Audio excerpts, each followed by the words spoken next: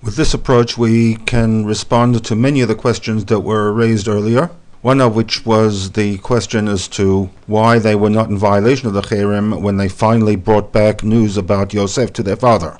With this approach, that the Cherem had a caveat, and the caveat was that it did not apply to a situation. Should all the brothers as one decide to break when Yaakov was finally told of the fate of Yosef, it was done by all the brothers as a group and at the behest of Yosef himself. In this way, there was no violation of the Cherem. Question 3, where raised the issue that involvement in the conspiracy would have required an agreement from all participants. From the standpoint of the brothers, it can be assumed that this was accomplished, but from the standpoint of the Pshuta Shel Mikra, there is no evidence that HaKadosh Baruch Hu agreed to be a participant in this conspiracy of silence, and therefore, according to this reading of the Rashi, there would have been no basis for him to have made the statement that V'shitfu HaKadosh Baruch Hu imahem. Once again, the role of HaKadosh Baruch Hu was not a participant that in the Cherem, but rather as an outsider who, from their perspective, was required to validate a curse that was to be placed on anyone who would violate the code of silence.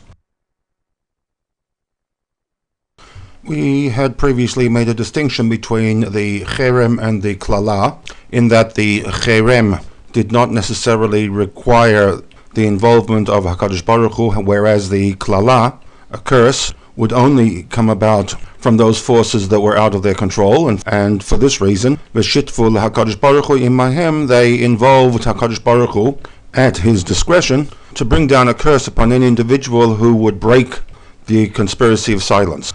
We could, however, offer a more sophisticated reason for God's involvement from the standpoint of the brothers, based on the assumption that at some point in time, and before he died, Yaakov would need to be informed of the events that led to Yosef's disappearance. The question is, under what circumstances could the Cherem be annulled?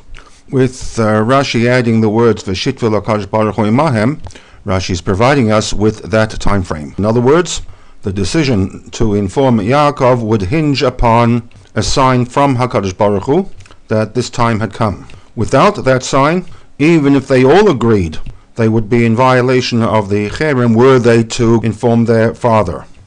Once again, God's role was not a participant and bound by the Cherem, but rather God's involvement would be to indicate to the brothers that the time had arrived for Yaakov to be informed as to Yosef's whereabouts. Which brings us to question 1, the wording that Rashi uses to justify Yitzchak, who according to Rashi was aware of what had happened to Yosef, not taking the initiative to inform Yaakov, and thereby ease his anguish somewhat.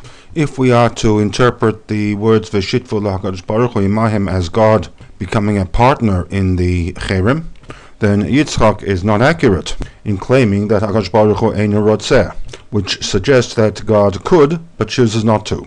But now that we have removed HaKadosh Baruch Hu as an active participant in the Cherem, Yitzchak's view of HaKadosh Baruch Hu is now correct.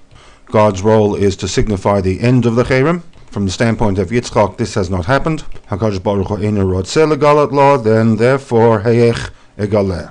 How can I go ahead and circumvent the wishes of HaKadosh Baruch Hu? Similarly with question 2, according to the original assumption God was a partner, Yitzchak was not, a case could be made that Yitzchak should inform Yaakov simply because he was not part of the Cherem. With this reinterpretation of God's role, both Yitzchak and HaKadosh Baruch Hu stand outside the Cherem, and therefore Yitzchak's justification is valid.